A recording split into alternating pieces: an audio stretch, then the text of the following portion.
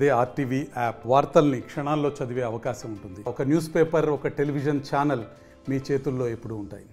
Medical college విషయము మీరు మాట్లాడేది ఈరోజు నేను కూడా మాజీ సండే ఎమ్మెల్యే మాట్లాడిన మాటలు చూశాను.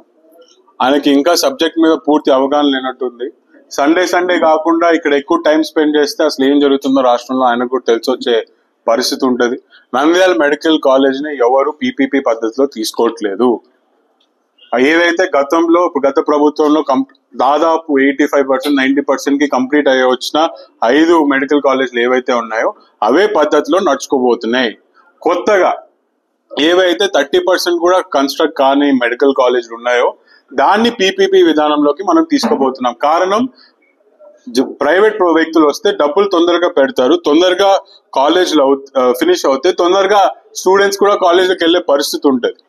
కానీ దాని కంట్రోల్ కూడా మళ్ళీ గవర్నమెంటే పెట్టుకునే పరిస్థితి. దానికి ఎందుకు వీళ్ళు ఇంత రాద్ధాంతం చేస్తున్నారో అర్థం కాదు. ఫస్ట్ ఈ సండే మాజీ ఎమ్మెల్యేకి నేను తెలియజేసుకుంటుంది ఏంటంటే, నువ్వు ఫస్ట్ తెలుసుకో, నంద్యాల మెడికల్ కాలేజ్ ఇప్పటికి ఏదైతే సిద్ధాంతంలో నడుస్తుందో, ఏ పద్ధతిలో నడుస్తుందో అదే పద్ధతిలో కూడా రేపు పొద్దున కూడా నడవబోతుంది.